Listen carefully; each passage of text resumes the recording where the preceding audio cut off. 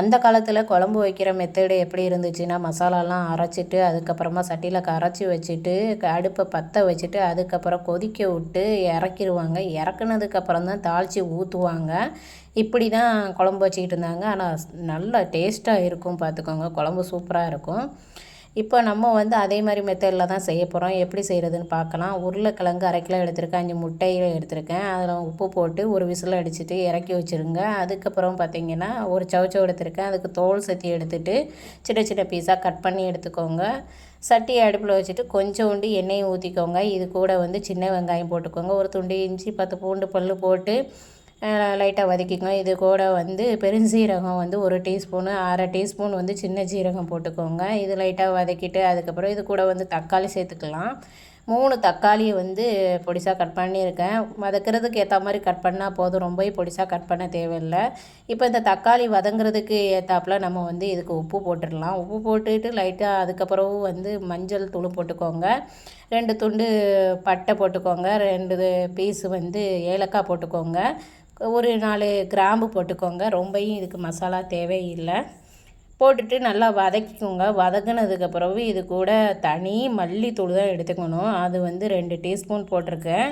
போட்டுட்டு இது கொஞ்சம் நல்லா வதக்கிக்கோங்க. இது கூட வந்து பார்த்திங்கன்னா 1 டீஸ்பூன் மிளகாத்தூள் போட்டிருக்கேன்.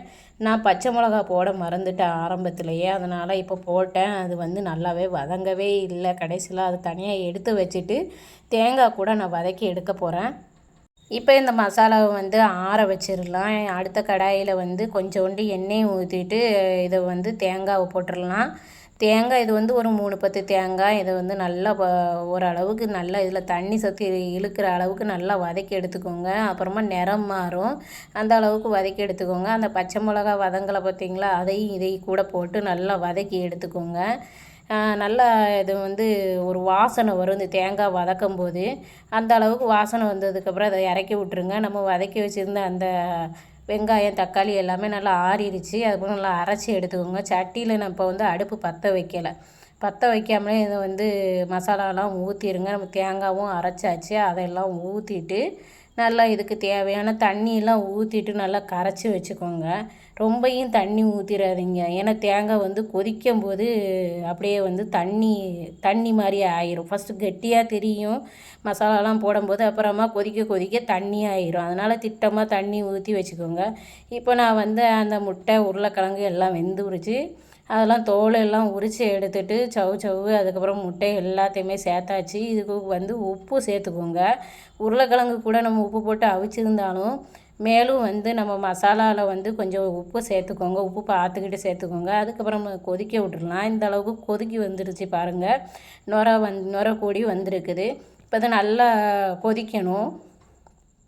நல்லா இந்த அளவுக்கு கொதி வந்ததுக்கு அதுக்கப்புறவு நல்லா கிண்டி விட்டுட்டு தீயை கொஞ்சம் கம்மி பண்ணி வச்சுட்டு தட்டு போட்டு மூடிடுங்க. ஒரு 10 நிமிஷம் கழிச்சிட்டு அதுக்கப்புறம் ஓப்பன் பண்ணி பாருங்கள். நல்லா அந்த சவு எல்லாமே அந்த முட்டையில் மசாலாவும் சேர்ந்துருக்கும், உருளைக்கிழங்குலையும் மசாலாலாம் சேர்ந்துருக்கும். அவ்வளோதான் ஃப்ரெண்ட்ஸ், குழம்பு நமக்கு ரெடி ஆகிடுச்சு. இப்போ தாளித்து கொட்டிடலாம். சின்ன வெங்காயம் போட்டு தாளித்து கொட்டுங்க, அப்போ தான் சூப்பராக இருக்கும். கருவேப்பிலை, சின்ன வெங்காயம், கடுகு போட்டு தாளித்து இந்த மாதிரி கொட்டிட்டிங்கன்னா நமக்கு குழம்பு சூப்பராக இருக்கும். நல்லா டேஸ்ட்டாகவும் இருக்கும் சாப்பிட்றதுக்கு.